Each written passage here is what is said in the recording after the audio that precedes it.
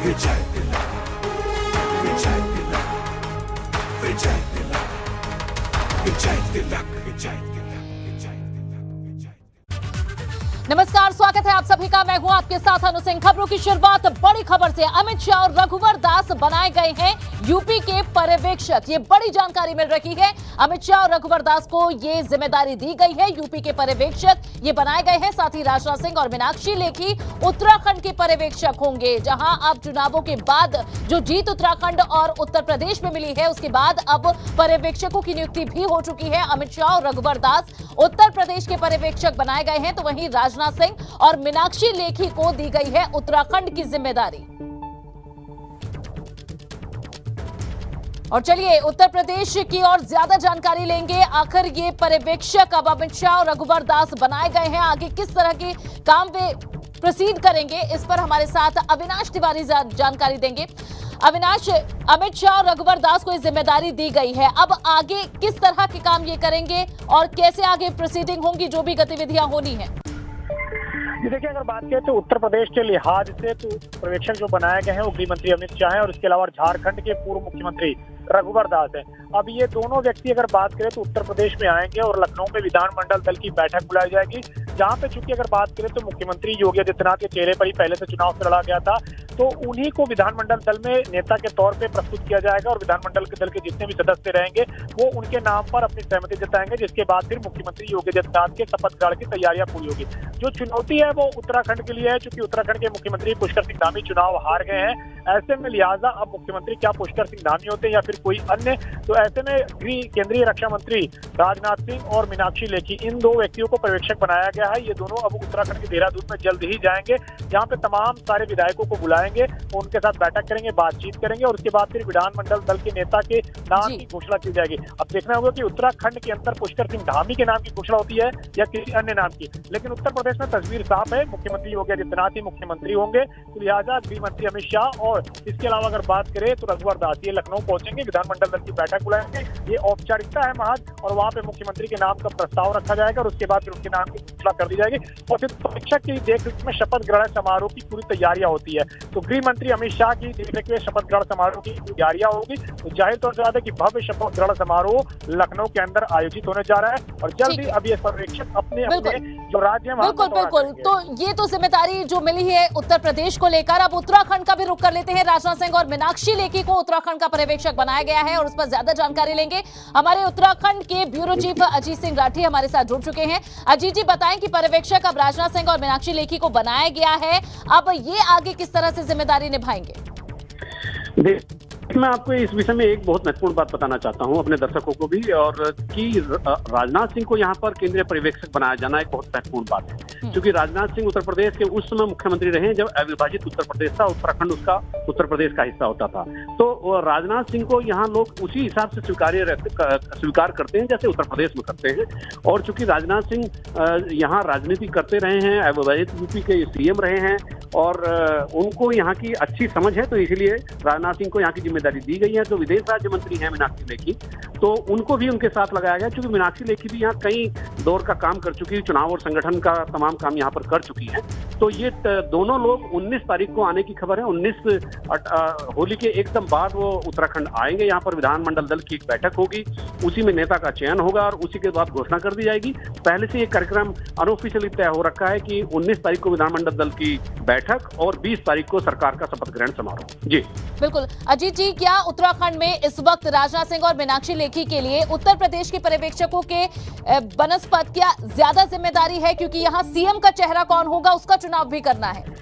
बिल्कुल आपने बहुत सही बात कही है कि यहाँ पर उतनी उत्तर प्रदेश में उतनी चुनौती नहीं है जितनी उत्तराखंड में है मुख्यमंत्री बनाने को लेकर, क्योंकि यहाँ मुख्यमंत्री और जिनके चेहरे पर चुनाव लड़ा जा रहा था वो अपना चुनाव हार गए। अपनी सीट से चुनाव हारने के बाद यहाँ पर एक जो कसमकस और एक जद्दोजहद जो भारतीय जनता पार्टी के भीतर चल रही है कि नया सीएम कौन होगा, क्योंकि एक बड़ा गुट इस पक्ष में भी है कि धामी के चेहरे पर चुनाव लड़ा गया है कि उनको रिपीट कर दिया जाए, लेकिन दूसरे लोग ये भी चाहते हैं कि विधायकों में से किसी को मुख्यमंत्री बनाया जाए। तो ये एक चुनौती राजनाथ सिंह के सामने होगी, और क्योंकि जितने भी पॉलिटिशियन उत्तराखंड में इस वक्त है, उन्होंने कहीं ना कहीं किसी न किसी रूप में राजनाथ सिंह के साथ काम किया है।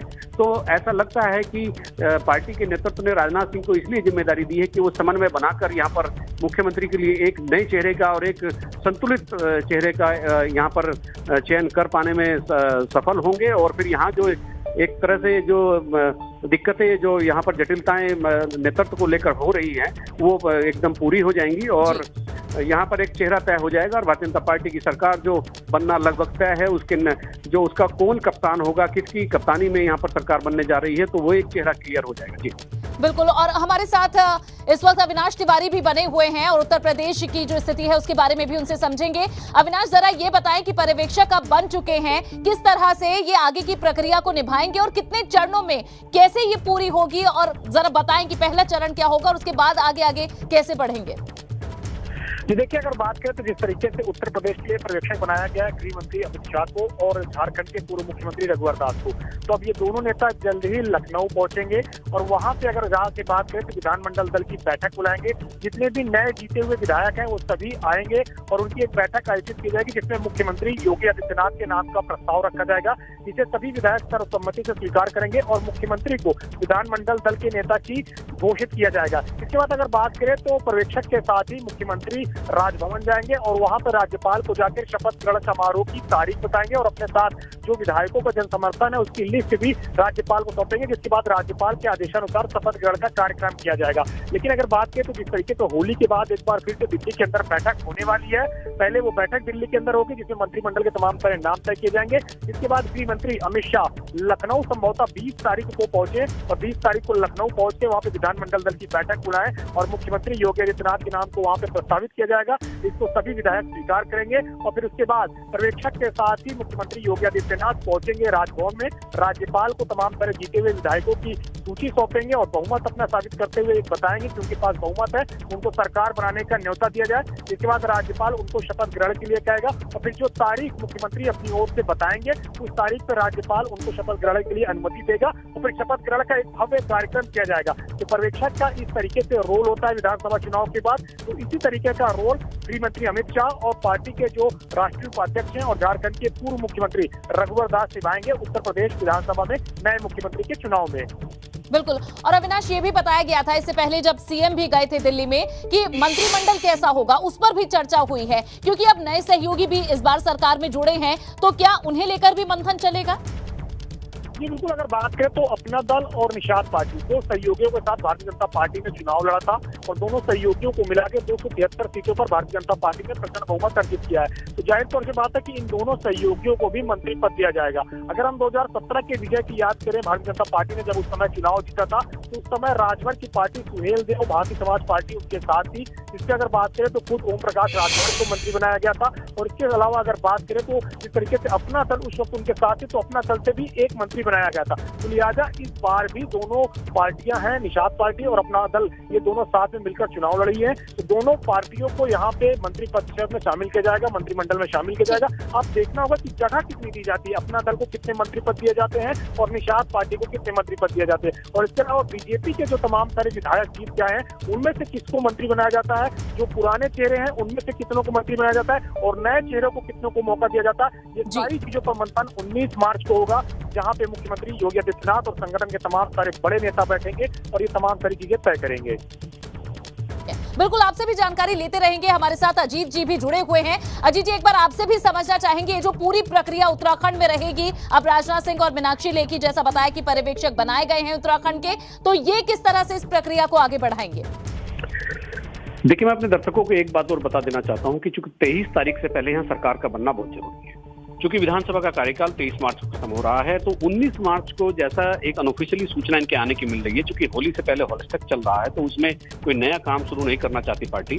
तो अब जब 19 मार्च को यहाँ पर ये सब लोग आएंगे तो दिन भर बैठकों का जो दौर होगा संगठन और विधायकों के साथ और जो कुछ और बड़े पदाधिकारी होंगे, तो वो एक ये तय करने की कोशिश होगी और ये तय कर भी लिया जाएगा कि कौन मुख्यमंत्री होगा। केवल यहाँ मुख्यमंत्री को लेकर के कुछ चीजें अटकी हुई हैं, क्योंकि जो सिटिंग चीफ मिनिस्टर हैं वो अपना चुनाव हार गए और 20 मार्च को शपथ ग्रहण समारोह होना है। और चूंकि 23 मार्च से पहले विधानसभा की एक बैठक कराया जाना बहुत ही जरूरी है संवैधानिक तौर पर। तो इसीलिए 20 मार्च को गठन होकर और सरकार जो बनेगी वो शासन सत्ता में संभाल कर अपना एक अलग से काम भी पूरा करेगी, एक होमवर्क करेगी कि जो विधानसभा का सत्र होगा उसके लिए क्या क्या तैयारियां होंगी, उसमें क्या क्या बिजनेस और क्या क्या एजेंडे रखे जाएंगे। तो 20 मार्च को ये शपथ ग्रहण समारोह हो जाएगा और सरकार बन जाएगी। और 23 मार्च को चूंकि कराना बहुत जरूरी है तो इसीलिए 19 और 20 को ये पूरी प्रक्रिया पूरी होनी है। जी बिल्कुल। और हमारे साथ अनुभव भी हमारे संवाददाता लखनऊ से जुड़ चुके हैं, उनका भी जल्दी से रुख कर लेते हैं।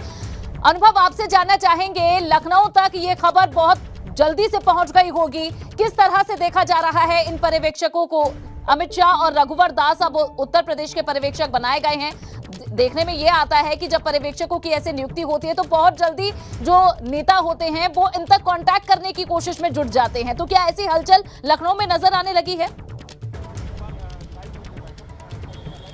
देखिए, आप ऑब्जर्वर बन गए तो ये मानकर चलिए कि होली के बाद यानी अगले दिन या उसके अगले दिन शपथ ग्रहण हो सकता है। और हमारे पास जो सूत्रों से जानकारी है वो तारीख 21 तारीख हो सकती है। 21 मार्च को सोमवार है और उसी दिन संकष्टी गणेश चतुर्थी भी है। तो बीजेपी इन सारी चीज़ों को, मुहूर्त को बहुत देखती है और ये माना जाता है कि उस दिन कोई भी नया काम शुरू करना बहुत फलदायी होता है। तो हमने आज कुछ जो कहें कि कुछ लोगों से बात की तो तारीख लगभग यही अब निकल कर आ रही कि 21 के आसपास ये शपथ ग्रहण हो सकता है, क्योंकि अब ऑब्जर्वर नियुक्त होगा। और आप ये सोचिए कि अमित शाह केंद्रीय गृह मंत्री को उत्तर प्रदेश का ऑब्जर्वर नियुक्त किया गया है। ये शायद पहली बार है जब अमित शाह को किसी राज्य में as a observer, as a पर्यवेक्षक भेजा जा रहा है। जो वो यूपी के प्रभारी रहे, यूपी में भारी विजय दिलाई बीजेपी को, फिर राष्ट्रीय अध्यक्ष बने, फिर लगातार उत्तर प्रदेश में जितने भी चुनाव हुए उसकी कहीं ना कहीं बागडोर उन्हीं के हाथों में रही। और इस बार भी 2022 का जो विधानसभा चुनाव हुआ उसकी भी एक तरीके से पूरी कमान अमित शाह ने संभाल रखी थी। और आप देखिए, जब नतीजे आए तो बीजेपी को अकेले 255 सीटें मिली, सहयोगियों के साथ 273 सीटें मिली और अमित शाह को उत्तर प्रदेश का पर्यवेक्षक बनाया गया है। यानी अमित शाह और रघुवर दास जो झारखंड के पूर्व मुख्यमंत्री हैं, वो दोनों लोग अब लखनऊ आएंगे। और यहाँ जो प्रक्रिया पूरी अविनाश ने बताई कि बीजेपी विधानमंडल दल की बैठक बुलाई जाएगी, जो लोक भवन में होगी उसमें विधानमंडल दल का नेता चुना जाएगा, फिर मुख्यमंत्री जाएंगे योगी आदित्यनाथ, फिर वो राज्यपाल को अपना, अगर हम कहें, पूरी लिस्ट सौंपेंगे, जो भी बीजेपी के विधायक है, सहयोगी है, उन सब की लिस्ट सौंपेंगे। फिर राज्यपाल जो है वो उन्हें सरकार बनाने का न्योता देंगे। और वो माना जा रहा है कि 21 मार्च वो तारीख हो सकती है जिस दिन उत्तर प्रदेश में शपथ ग्रहण हो। तो एक बड़ी खबर यह है कि अमित शाह को उत्तर प्रदेश का पर्यवेक्षक बनाया गया है, ऑब्जर्वर बनाया गया। हम अभी अगर तस्वीर आपको दिखाएं, हम लखनऊ में ये मुख्यमंत्री आवास पर मौजूद हैं, क्योंकि मुख्यमंत्री जैसे ही पहुंचे दिल्ली से लखनऊ 2 दिन के दौरे के बाद, उसके बाद तुरंत यहाँ पर एक बैठक शुरू हो गई। और बैठक का एजेंडा है जो ये एमएलसी के चुनाव होने हैं स्थानीय निकाय के 35 सीटों पर, उसको लेकर यहाँ बैठक चल रही है। तो आप ये देखिए, एक तरफ बीजेपी अभी विधानसभा का चुनाव जीती है, अभी नई सरकार का गठन भी नहीं हुआ है और अगले चुनाव में जुट गई है बीजेपी। क्यों? क्योंकि कल से 15 तारीख से नामांकन प्रक्रिया वहाँ शुरू हो रही है, फिर 9 तारीख को 9 अप्रैल को वोटिंग होगी, 12 तारीख को नतीजे आएंगे। तो अभी मंथन चल रहा है। बीजेपी के कोर ग्रुप का जो है वो बैठक चल रही है मुख्यमंत्री आवास पर, जिसमें मुख्यमंत्री है, महामंत्री संगठन है, प्रदेश अध्यक्ष स्वतंत्र देव सिंह है, इसके अलावा जो यूपी प्रभारी राधा मोहन सिंह वो भी मौजूद है। पर उससे भी बड़ी खबर ये है कि अमित शाह को उत्तर प्रदेश का पर्यवेक्षक नियुक्त किया गया। और ऐसा पहली बार है जब अमित शाह को किसी राज्य में, किसी स्टेट में पर्यवेक्षक के तौर पर भेजा जा रहा है। बिल्कुल अनुभव, जैसा आप बता रहे हैं कि पहली दफा है कि अमित शाह को इस तरह से पर्यवेक्षक बनाया गया है और उत्तर प्रदेश वो राज्य चुना जाना, तो क्या इसके पीछे कोई ठोस वजह आप देखते हैं, कोई खास कारण? देखिए, हालांकि मुख्यमंत्री योगी आदित्यनाथ कार्यवाहक चीफ मिनिस्टर हैं इस वक्त, और वो 2 दिनों से लगातार दिल्ली में ही थे। तमाम सारे लोगों से वहाँ पर उन्होंने मुलाकात की। उसमें जेपी नड्डा भी हैं, प्रधानमंत्री नरेंद्र मोदी भी हैं, केंद्रीय गृह मंत्री अमित शाह भी हैं, इसके अलावा उपराष्ट्रपति, राष्ट्रपति अनुराग ठाकुर, धर्मेंद्र प्रधान, सबसे उन्होंने मुलाकात की है। लेकिन अमित शाह उत्तर प्रदेश में जब प्रभारी बनकर आए उसके बाद बीजेपी को जो जीत मिली, तो माना जाता है, कहा जाता है कि यूपी में जो जीत मिली बीजेपी को 14 में मिली हो, 17 में मिली हो, 19 में मिली हो, 22 में मिली हो, उसकी जो शिल्पकार हैं, जो चाणक्य हैं, वो अमित शाह हैं। और इसीलिए जब बात अब उत्तर प्रदेश की हो रही है तो अमित शाह को ऑब्जर्वर बनाया गया है। और 403 विधानसभाएं हैं उत्तर प्रदेश में। देश में सबसे ज़्यादा अगर कहीं हम कहें विधानसभा क्षेत्र है, विधायक चुने जाते हैं, तो उत्तर प्रदेश में उसकी संख्या है। और अमित शाह यहाँ पर्यवेक्षक के तौर पर जब आएंगे, उनके साथ रघुवर दास होंगे, तो जाहिर सी बात है कि बीजेपी की कोशिश यही है कि हर एक चीज़ को बहुत सुचारूपूर्ण ढंग से किया जाए। यानी जो बैठक हो, विधानमंडल दल की बैठक हो, उसके बाद जब मंत्रियों के नाम की चर्चा हो सकता है बैठक में यहाँ पर भी चर्चा हो, तो वो सारी चीज़ें हों। और उसमें चूँकि अमित शाह लंबे समय से उत्तर प्रदेश को देख रहे हैं, पूरा यूपी वो कहते हैं कि उन्होंने समझा हुआ है, जाना हुआ है। और ये जो मंत्रिमंडल होगा, 2022 का जो मंत्रिमंडल होगा, इसमें कहीं ना कहीं 2024 की झलक होगी। इसीलिए जब अमित शाह ऑब्जर्वर बने हैं तो इन सारी चीज़ों को वो देखेंगे। बिल्कुल, और अनुभव आप हमारे साथ जुड़े रहिएगा। और उत्तराखंड की स्थिति क्या है उस पर भी लगातार हम बात कर रहे हैं। और अजीत सिंह राठी हमारे साथ, हमारे ब्यूरो हेड इस वक्त जुड़े हुए हैं उत्तराखंड के। अजीत जी, जरा ये बताएं कि उत्तराखंड में जो इस वक्त स्थिति है, जहां जो मौजूदा मुख्यमंत्री वो चुनाव हार गए, लेकिन उन्हें अपनी सीट देने के लिए कई ऐसे विधायक हैं जो बहुत तैयार हैं, कह रहे हैं हम अपनी सीट छोड़ देंगे और यहां से धामी जी को चुनाव लड़ा दीजिए। तो क्या स्थिति है, क्या वहां चुनौती ज्यादा है, और अभी कौन कौन से चेहरे हैं जो रेस में हैं? देखिए, जो पर्यवेक्षक जो नियुक्त करने की एक प्रक्रिया राजनीतिक दलों में होती है चुनाव के बाद, तो ये पर्यवेक्षक, ये ऑब्जर्वर इसीलिए लगाए जाते हैं, इसीलिए बनाए जाते हैं और इसीलिए भेजे जाते हैं कि ताकि वहाँ की जो राजनीतिक परिस्थितियां हैं उनका अध्ययन कर लिया जाए। जैसे उत्तर प्रदेश में बहुत ज्यादा अध्ययन करने की जरूरत नहीं है, क्योंकि सिटिंग जो चीफ मिनिस्टर हैं योगी आदित्यनाथ, उनके लिए प्रधानमंत्री पहले ही बोल चुके हैं कि और यूपी के जब मतदाताओं का प्रधानमंत्री ने धन्यवाद किया तो उन्होंने कहा था कि आप लोगों ने योगी को दोबारा मुख्यमंत्री बनाने के लिए वोट दिया, इसलिए आपका धन्यवाद। तो वहाँ बहुत सारी चीजें क्लियर हैं। वहाँ मंत्रिमंडल को लेकर कुछ जटिलताएं हो सकती है, लेकिन फिलहाल उत्तराखंड में मुख्यमंत्री का मामला सबसे संवेदनशील और सबसे सेंसिटिव है। यहाँ पर मुख्यमंत्री की ताजपोशी किस पॉलिटिशियन की होगी, कौन राजनेता यहाँ सत्ता की बागडोर संभालने जा रहा है, किसके कंधों पर 2024 के भी लोकसभा चुनाव जिताने की जिम्मेदारी होगी। तो ये जो तमाम जो बिंदु हैं, इनके अध्ययन को लेकर के जो पर्यवेक्षक 19 तारीख को यहाँ सुबह पहुंचेंगे, तो वो इन्हीं सब बातों पर अध्ययन करेंगे कि आखिर कौन वो चेहरा है, किसको लाया जाए, चूंकि सिटिंग मुख्यमंत्री हार चुके हैं। और जैसा मैंने अभी आपको बताया कि जो मौजूदा मुख्यमंत्री हैं, भले ही वो अपनी सीट हार गए हो, लेकिन उनके नेतृत्व में जो यहाँ पर जो भारतीय जनता पार्टी ने जो शानदार जीत दर्ज की है, तो बहुत एक बड़ा पक्ष एक पार्टी के भीतर ये भी उनका कहना है कि इन्हीं को रिपीट कर दिया जाए और किसी विधायक की सीट खाली कराकर उनको 6 महीने के भीतर संवैधानिक बाध्यताओं के चलते इनको विधायक बनाकर सदन भेज दिया जाए। लेकिन पार्टी के भीतर एक ये मंथन चल रहा है कि क्या इस नई परंपरा को शुरू किया जाए।